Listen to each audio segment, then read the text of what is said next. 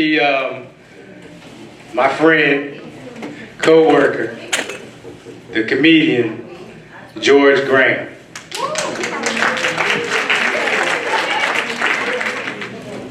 How y'all doing tonight?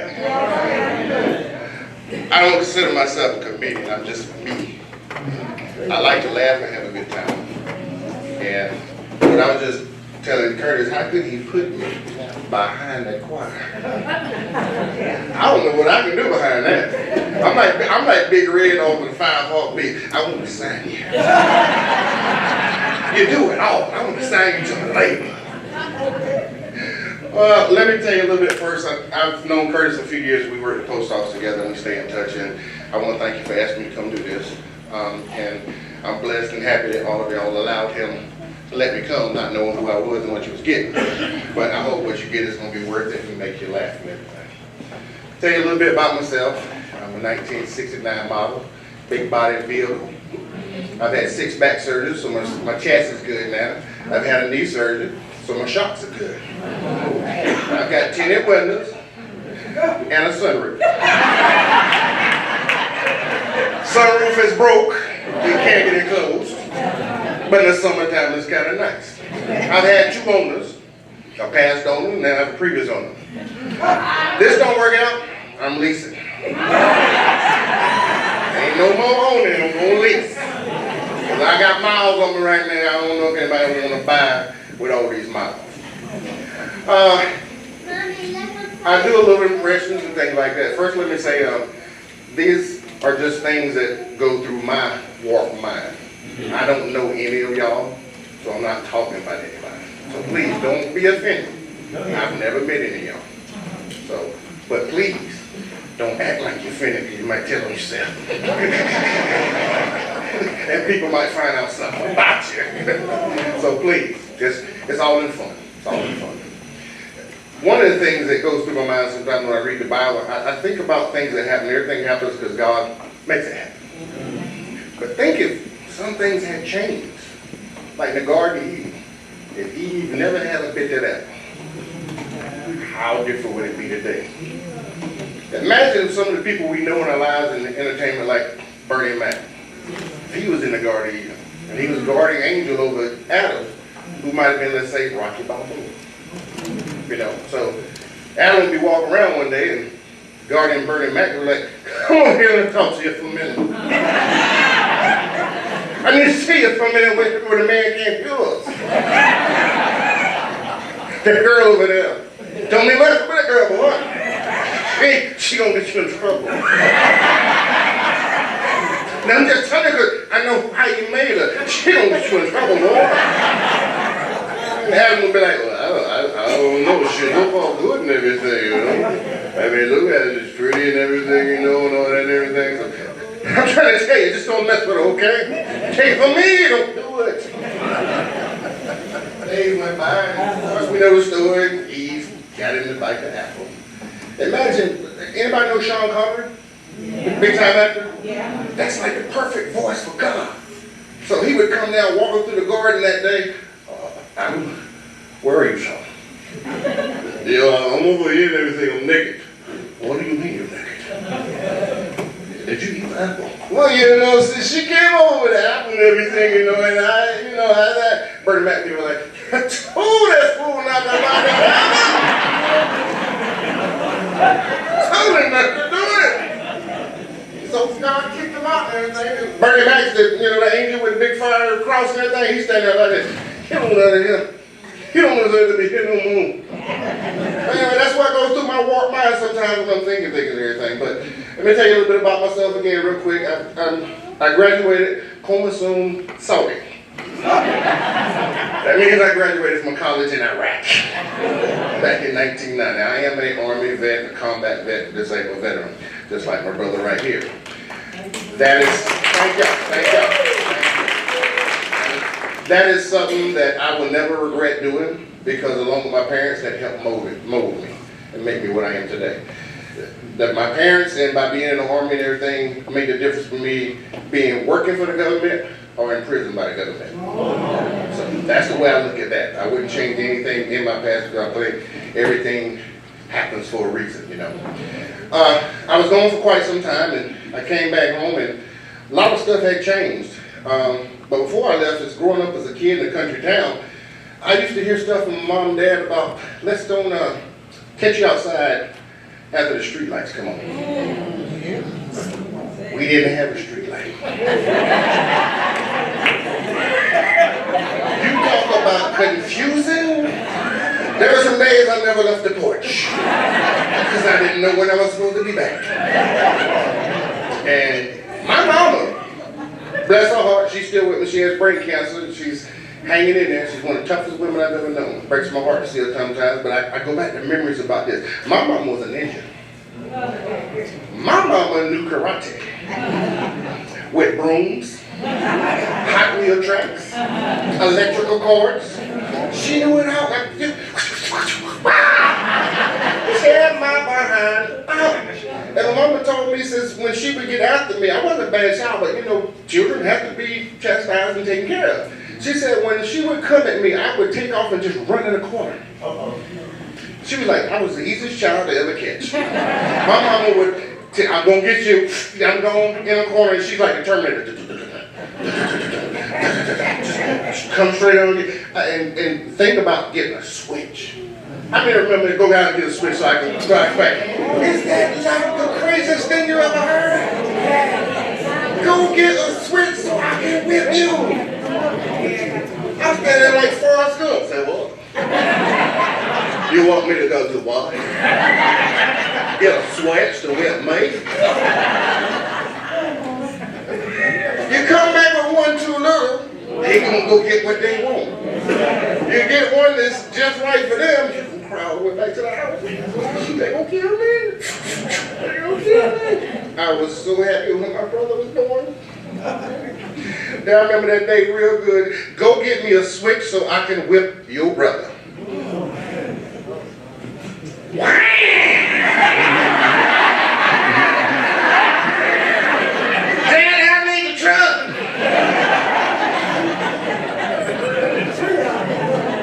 I was happy when I got to get a switch from my brother. I was really, really happy. Telemarketers. How many of y'all despise telemarketers? Telemarketers don't call my phone no more. What you do? I had about 4 or 5 things. You choose which one you want. First one I started was, Sonny Redwall, how you order? How you order here? No, here you order. You call me money, got phone, you order it wrong.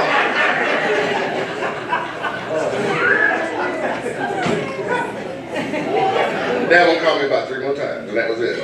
Another one called me one time, Wilson Mortuary. Could I have the name of the lover? Click. That one didn't call back out the first time.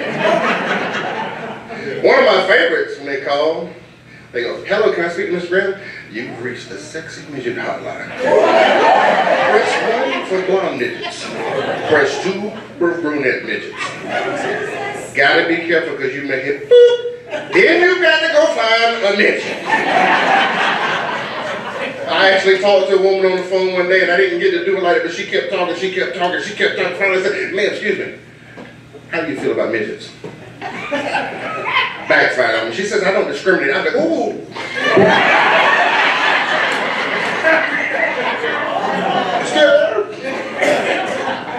Now, this is a true story about telemarketers.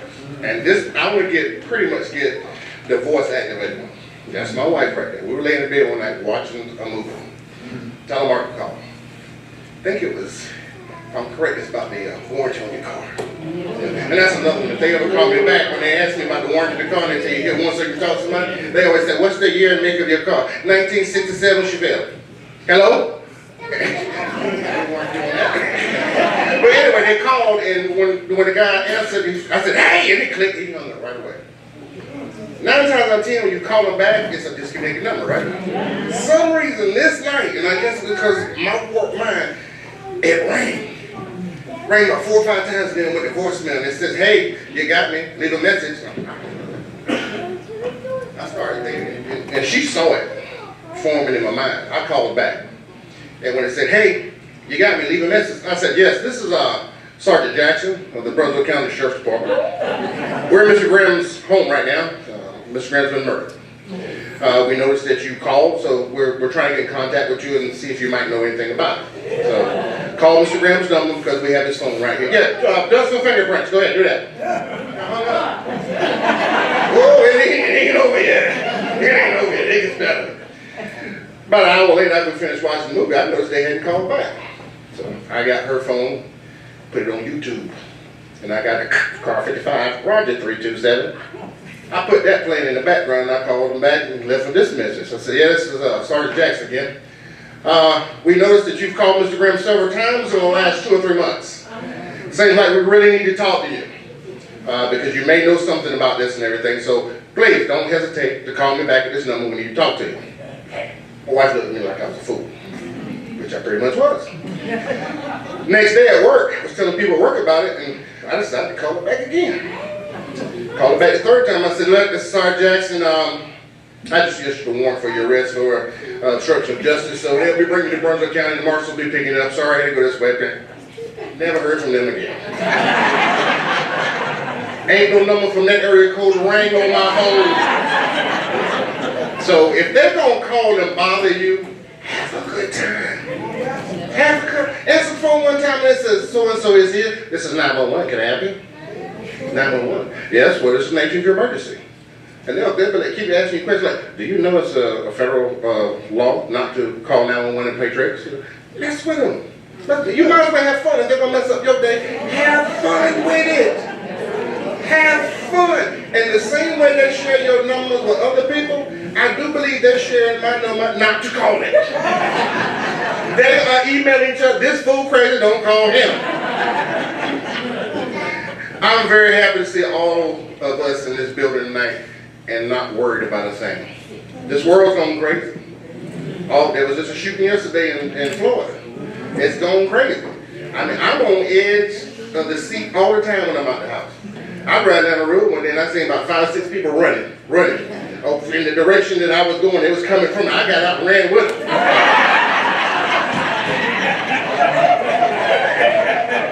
I came in third in a triathlon. It was a triathlon in Wilmington, but I came in third place though. Got a medal and everything. But seriously, it's a sad world that we're in right now. And it's because, and I'm not on one side or the other. I know what we got in charge of us and how some people feel about who's in charge of us, but I blame everybody. All politicians. I blame them all. Democrats, Republicans, liberals, everybody. We do have a fool in office right now, but he got help. That's how we got here. We need to take back our political arena to make it better. We got to quit putting these people that were born with a silver spoon in their mouth and don't know what it's like to hear a baby crying because they're hungry. Hitting the light switch and the lights don't come on. Having your car repossessed. How can they govern us? And they don't know what it's like. Quit giving them the money. They got to have the money to get voted. Now, I don't know how everybody felt about Obama. I loved him. He did a lot for the country. Only thing about him is he never got black to me. He never got, I was waiting for that brother just to get black one day. Because they rode him all the time. Did they ride him? Did they ride him? I was just waiting for, you imagine them trying to impeach him right now. If that was me and I was Obama, I would be up there with a 9mm stuck in somebody's back. And I come up there, the Republicans got something to tell you right now. It's about this impeachment they're trying to do to me. Would you like to go ahead and tell them what you came up with real quick? Nine in the back, we ain't gonna impeach the president. we was wrong. And we're starving. Is that all? Oh, and we love him. I mean, he was a great president. Just wanted to be black for a while, that's all. I'm taking up too much of y'all time, and I've got off the key because the way I do this is what comes to my mind is what I do. I wrote a little thing down, but sometimes if you go by script, that's not you. And one of my mottos is always do you. Because nobody else can do you the way you do you. And when you do the best you can do. That is a motto I try to live by. I'm gonna be me. This is how you get me 24/7. I'm gonna love, love, love. I could care less if you like me, if you love me, you hate me, despise me. I'm gonna be me. If you can sit here and call me all kinds of things, if I see you on the side of the road broke down, I'm gonna pull over. And I'm going to help you. That's what my parents taught me. And anytime I go against anything my parents taught me, that's going against them. And I am not going to do that, even after they're gone. Not going to do it. Kids. I don't have any kids. Decision of my own. I think God had a little bit to do with that. I see some of these kids running around here today. I got my behind whipped for everything. I went to a school where the teachers taught my parents. So I would get a whipping at school. They would call my parents. My parents would call my aunt where I got off the bus at. She would whip me. Then mom and dad would come pick me up and one of them would whip me. So I get whipping 3 times for one thing. You gotta learn quick not to do something twice. And like I said, this is nothing about anybody because I don't know your kids, but if I had children and they acted the way I see kids sometimes, DSS would be at my house every week. And when they investigated and found out everything was all right and they come back, why are you bringing him back? You are coming back here next week. As long as he acts that way, you are coming back. We have to take back our children that we have. We have to get at least, we are the adults for people that have younger children. I am the adult. Exactly. Thank you. That's exactly what you need to tell them. I am the adult. I kept a sergeant of mine. He went Alcohol Anonymous when I was in Germany, and he was a white guy. Loved him to death. We were good friends. He asked me to keep his children. He had a young boy about this high, little girl about like this. She was a small princess. It was snowing outside and she was raising a can. Oh my God, I want my mom. The mama had to go, it was the week the mama went with the daddy so they could talk and have classes together. I politely took her to the door, opened the door, said, go to your mama. Yes, sir.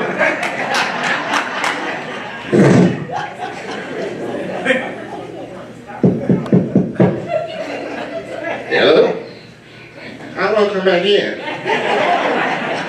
You know you got to do what I say, right? Come on back in. Teach them lessons. They are the children. And the thing about it is, think about it. When we get older, they're the ones that's going to be in charge of us. And if you got them running and ripping the streets right now, I hate to say it, I'm just going to say it the way I feel. You're going to be laying up in your own pee in the bed. Because they still going to be running the streets when you need them. I'm sorry, I speak the truth. I'm going to always speak the truth. I'm going to always speak the truth. But we have to pay attention to that because they are our future. They're our future politicians. They're our future doctors. They're our future judges. They're our future policemen. You know, but the way they're going right now, Wilmington, only because I love you, I'm in Wilmington after dark. Because what, they had 8 shootings in the last 7 days? You better be glad I love you. I live in Leland. I do not try to come across that Memorial Bridge or Isabella Home Bridge, and it's dark. Not because I'm afraid for myself. I'm afraid what I'm going to do. Because if anybody looks like they're going to do something to my family or me, it's going to be them. Amen. And if they get me in going, hey, it's going to be them. I do not have my concealed weapon permit. I do not carry my pistol because I know for the simple fact is I will use it. And I don't want that burden on me of taking somebody else's life. I don't want that burden. But if I have to, I will. But that goes back to policing up our children. If you know your child's leaving the house with their pants hanging down like this and they might have a pistol in it, grab the back of them pants and find the pistol. Go ahead, you ain't taking this gun with you. You know? I look at the young girls, how they dress today. I'm sitting in the mall. It's scandalous. But you know what's even worse? When the mom and dad is walking right beside them. Now, I said the girl left the house and had something in her bag and everything, but she's walking. Pants is all the way up in here. I'm seeing stuff I don't need to see. And the mom and dad is right there. So well, she want to go back. We can buy you something else. And then they wonder, how did she come up pregnant? Not my child. How could she come up pregnant? Well, shoot, these young boys right here can't take it. They walk around showing them everything they got. They can't take it. We let them grow up too early. You know how my dad explained the birds and bees to me? He said, boy, you know where children come from? I said, yes, sir. He said, don't bring you into my house. That was it. That meant to me like I better not live down with no woman. That's what he told me.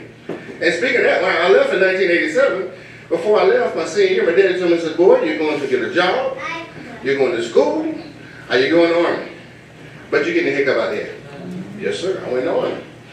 I left in 1987. I came back in 2003. There's 8 years in between my brothers. I think he was like 26. He was still there.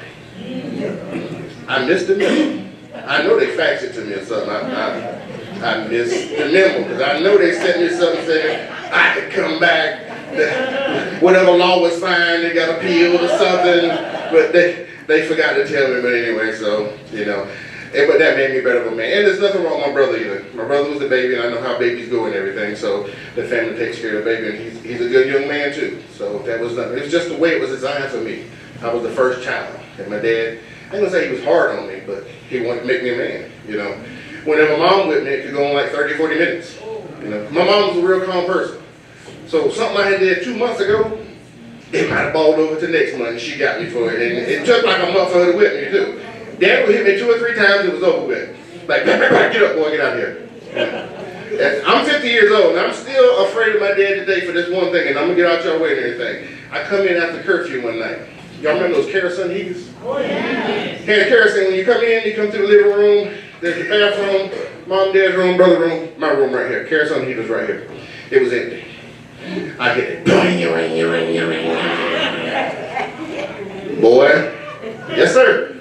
You know what time it is? Yes, sir. I'll talk to you later. Yes, sir. He's yet to talk to me about that.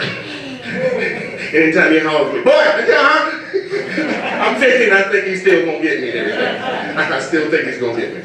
But like I said, I'm not taking too much of your time. I don't consider myself a comedian. I consider myself a real person. And if you don't laugh sometimes at stuff, you get into a rut. It causes depression. It causes you to tired, you know. Just pick something to laugh at every day. I am a combat veteran with PTSD. Part of my therapy is making people laugh. And it's a defense mechanism to keep you from seeing me cry. But it keeps me lifted to see people, lady here just laughing, smiling. Makes me feel better. If I can't smile, I can make somebody else smile. There is a stamp for PTSD that the post office just came out with. 65 cents, 10 cents more. The other 10 cents goes towards helping veterans with PTSD. If you can, get that stamp. Help out. Because Curtis can tell you, the government does not take care of us. We all signed a blank check saying we would give our lives to protect our country, and they will not take care of us. You have to go through an act of God with the VA to get anything. I had a lawyer, and he couldn't get nothing for me. But that's okay. I'm all right. There's a lot more worse than I am out there. So if that's the way it's supposed to be, that's the way it's supposed to be. But don't forget this. Nobody else can do you the way you do you. So when you do you, do you well. If you haven't been doing it, start today. Nobody else controls you. You are you. Nobody should have to bend over backwards for somebody, change the way you are, give in all the time. Do you. Now, if you're a bank robber, I ain't telling you to rob a bank. That's not what I just told you. But you know what I'm saying. Be yourself. I'm on Facebook. I have a little DJ thing I do, and I send out music. I don't send out anything nasty, negative. I send a lot of stuff out from like the 70s, the 80s, so if you'd like to hear that sometimes, I'm J.R. Graham, friend me, I will put you on the list. I play gospel on Sunday, and I play R&B through the week, whatever hits me. If it says play, speak Lord, tell me to play that on a Wednesday, I'm speaking Lord, you know? So, but it's something that, you know, we all came up with. You know, and if you want to go back to something like that, and I'm not trying to get any money out of it, like that, it's just something I decided to do to put a smile on somebody's face. So if you'd like to, friend me on Facebook, J.R. Graham, and I will send you some stuff. Once again, thank y'all for having me. If you need me for anything else, want some other functions, get with me afterwards. I will give you my number. I love doing this. I've loved making people happy. And I hope that I've taught you something or either put something in you to make you think. Because if Bernie Mac was an angel, think about what kind of trouble we'd be in right now.